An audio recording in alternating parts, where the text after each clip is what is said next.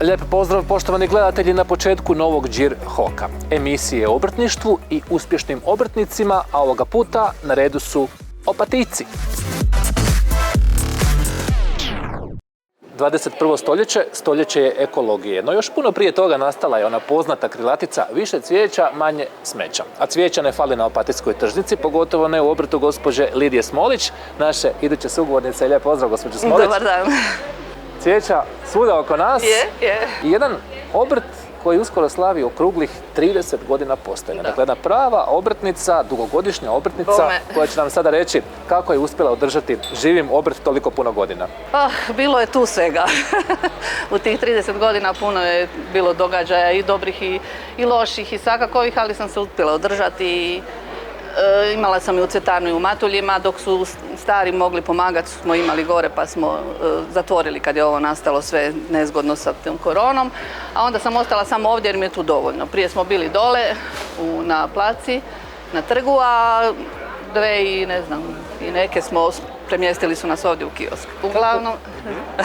Uglavnom tako sam počela, znači sa 25-6 godina sam počela i onda sam počela raditi i nisam bila zadovoljna. Jer sam bila samouka, uz jednu cvjećaricu samo sam učila i onda sam upisala školu u Italiji, školu aranžiranja.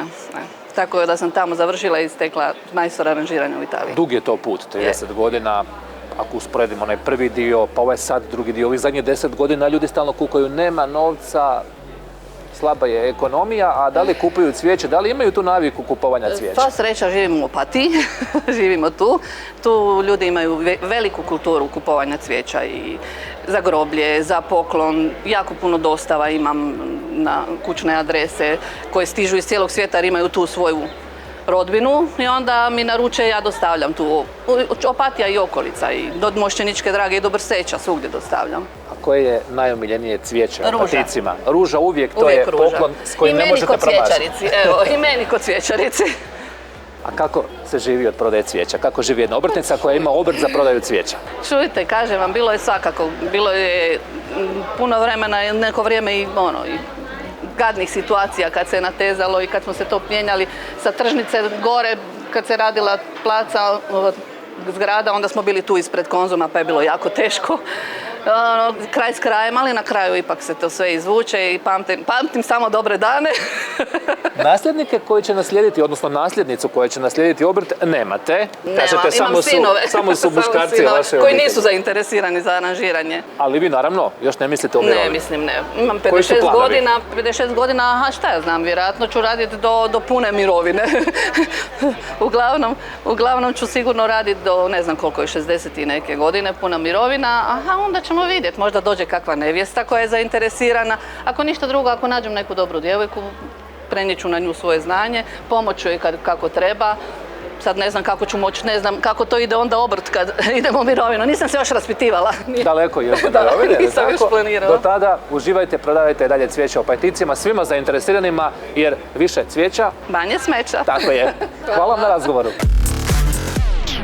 Samo srce od papira u ormaru kraj klavira. Pjevale su nekad sedmice, a mi se nalazimo na mjestu gdje nema klavira, ali papira ko u priči. Ne samo papira, već i uredskog pribora, i tonera, i tinti, papirnici, fotokopirnici Melior. Vlasnice gospođe Melite Nikšić, u čijem društvu stojimo. Lijep pozdrav gospođe Nikšić. Dobar dan. Papira, ali ne samo papira, školskog pribora i svega onog što sam već nabrojao. Recite mi nešto o sebi, koliko postoji već ovaj obrt? 27 punih godina, otvorili smo 1994. Ovdje u Opatiji, pred 10 godina u Matuljima. Znači, jedan dugogodišnji obrt, kakva su iskustva? Pa evo, s obzirom da sam 27 godina ovdje, mogu reći da su relativno dobra iskustva. A kada bi napravili jedan graf, kako bi taj graf išao? Bi bila ravna crta ili bi bile one sinusoide gore-dole? Pa, u početku bi ta krivulja išla jako gore, onda je to dalje nekakva, hajde recimo, ne baš ravna crta, ne daj Bože, ali bilo je uspona i padova definitivno i bit će vjerovatno i dalje. Prodajete puno toga, što ide najbolje, što se najviše traži? Pa ovdje u Opatiji kancelarijski materijal, usluge printanja, fotokopiranja, izrade pečata i školski pribor jer su 4 škole srednje ovdje blizu, a gore u Matuljima više ide taj gift asortiman, kožna galanterija, keramika, staklo i naravno školski pribor i kancelarijski materijal također, ali nešto manje nego ovdje. Mnogim je obrtnicima, pogotovo u ovo pandemijsko vrijeme, a i prije toga bitno da barem drže glavu iznad vode. Pa gdje je vama glava, odnosno gdje je voda, da li je otprilike do vrata ili možda do koljena? Da, pa ja volim plivati inače i u prenesenom značenju, ali i u pravom smislu, tako da držim glavu gore definitivno. Mnogi se boje obrtništva. Kažu joj, to je nesigurno, odgovarate svojom imovinom, nemoj u obrtnike, izaberi nešto drugo. Što bi vi poručili? Pa, ja sam, 27 godina tu, tako da to sve govori samo po sebi. Ja bih preporučila svakome da proba. Mislim da smo uspjeli. Evo, skoro 30 godina, tako da ja se nadam da ćemo dočekati u 30. I u pandemiji se kupuje školski pribor, naravno, je tako? Da. Znači nema krize? Nismo osjetili naročito krizu, evo, zaista. Osim kad su nas zatvorili, kad smo morali biti zatvoreni sukladno mjerama. To je bilo prošle godine, negdje u aprilu, čini mi se. Planovi za budućnost? Pa u hodu, eto. Planiramo, ovisno o situaciji, ovisno o potražnji. U biti se mi prilagođavamo potražnji i tako je od početka bilo. Nemamo neke velike planove i onda da istražujemo tržište, pa tu možemo. Step by step, korak po korak, tako je možda najbolje. Tako smo mi korak do korak stigli do kraja naše priče. Vama hvala. Hvala vama. Kad je već zbog ove grozne pandemije teško uljepšati stvarnost, uljepšajmo barem sebe. Opatijci to godinama čine i to u kozmetičkom salonu Disol. Vlasnice Dijane Milanović, u čijem smo društvu. Lijepi pozdrav, gospođo Milanović. Dobar dan i dobro nam došli. I to čine već okruglih 20 godina. 20 godina, sam obrtnica, kozmetički salon otvorila prije 20 godina. Evo, ispričajte nam kako je to bilo na početku. Nisam te struke, nisam mislila to, bila sam potpuno nešto drugo, međutim kako volim raditi s ljudima, onda sam se morala obučavati takve stvari. Međutim, smatram da je ovo jedno izuzetno lijepo zanimanje za žene. Radiš u lijepom okruženju i sa vrlo dragim ljudima i klijentima. Na početku je bilo interesantno, mislim da sam bila jedna od prvih privatnih salona u Opatiji, zbog toga jer u Opatiji sve po hotelima je bilo, a našim osobama, opatijcima, opatikama na koncu dolazile su i iz Rijeke, Lovrana, Mošeničke Drage, nije ugodno ići u hotel, barem u ono vrijeme nije bilo. Tako da onda imati prije 20 godina kozmetički salon je bila jedna novina, pogotovo u ovakvoj jednoj veličini od nekakvih 50 kvadrata ili to se poslije se to stalno mijenjalo i ovo i ono normalno. Dolaze nova vremena, dolaze noviteti, dolaze nove preparativna kozmetika i tako dalje. Što se tiče same kozmetike i frizerstva, ujedno mogu reći da sam preko obrtništva opatijskog, jer sam u udruženju obrtnika isto već 20 godina, a u samoj upravi udruženja obrtnika sam nekakvih, čini mi se, 12 godina, baš u upravnom odboru. I sa njima nam je nekako lakše neke stvari jer ipak sam pojedinac ne može. Kako sam predstavnik frizera i kozmetičara, normalno da uvijek ima nekakvih problema. Trenutno je dosta teško jer prije nije bilo toliko nameta, a sad je sve više nameta, a sve manje klijenata. Rekli ste da vam pomaže udruženje obrtnika, u čemu konkretno? Pa gledajte, kažem kako je došlo do sve većih davanja, sve većih potraživanja. Znači, uvode se fiskalne kase, zaštita na radu, 1000 stvari koje moraš imat, 1000 stvari koje oni ako bilo gdje zapne, na neki način znaš se gdje obratit i onda preko njih dalje.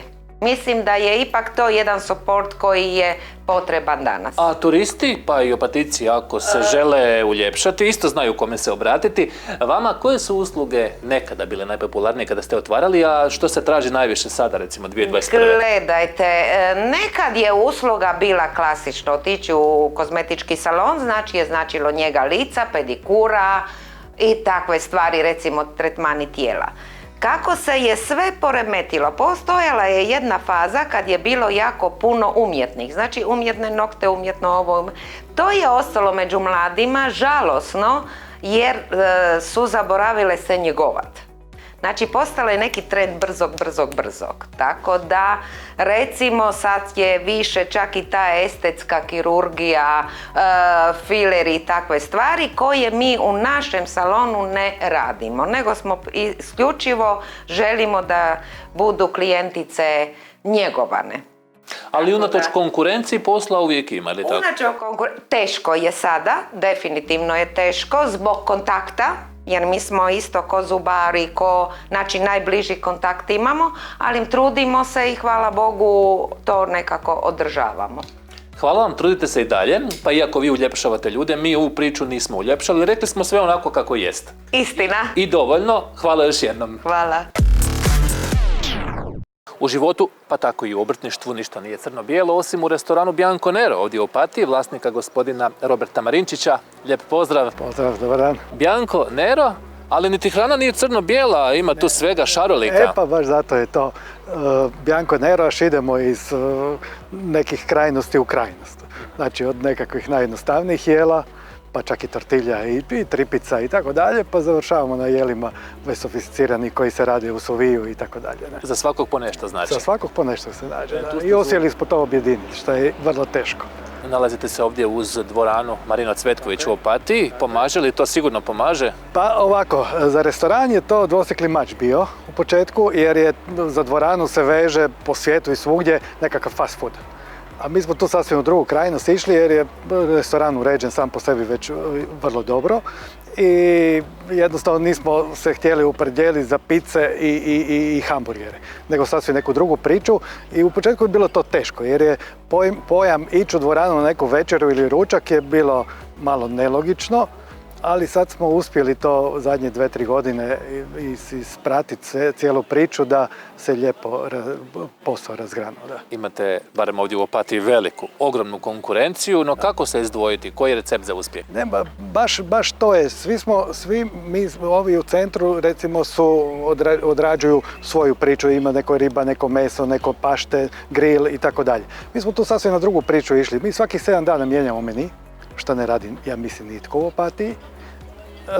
I uz našu postojeću kartu, što imamo 40 jela stalnih i svaki tjedan napravimo 10 novih jela, koji su od povoljnih cijena, od 35 kuna, pa idemo do 120, 130. I ljudi su tu za ručak je odlično ispalo.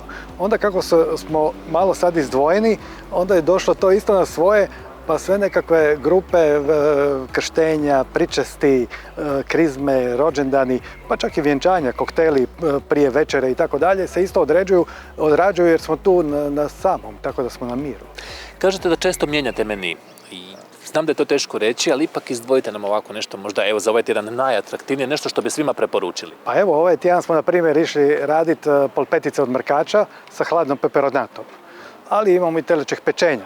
Pa smo radili file svinjski, smo motali u pancetu sa žara, obično jelo, ali kad se ga stavi na rižota od cikle, to je sasvim druga priča. I tako nekakve fuzije radimo, hrane, zato smo i stavili fusion, da smo fusion restoran, pokušavamo sve nešto spojiti, malo talijanske hrane, naše hrane. Radimo samo sa svježim namirnicama, ništa zaleđeno. Ne radimo i tu je taj recept bio da je restoran proradio. Koliko vam je naštetila ova pandemija? Pandemija kao i svima naštetilo je, ali kako se otvarao restoran i za ljude, tako se nakon trebalo je 5-6 dana da to se pokrene malo i onda se ponovo vratilo sve na staro. S tim da nam fali unutarnji prostor, naravno. I to je 50% posla sve skupa. I navečer fali što nekako su ljudi svi još uvijek se paze i onda ručak je dobro, a čim dođe 5-6 popodne, malo hladno, malo kiša, sve ima svoje. I na 50% se silazi sa prometom, kao i svi. Da, no ljeto je tu, nadamo se dobroj sezoni.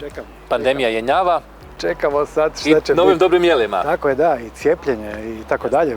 Nadamo se da će to sve se doći na svoje i na dobro i da će bar sezona biti ko lani, ali da ne završi 15.8. da ne počne opet 4. val pa da nam potjeraju te ljude pa da smo na čudu. Jer ako i ove godine bude taj 4. val da moramo biti zatvoreni na zimu, onda će biti velikih problema sa svima do godine u martu, aprilu, maju.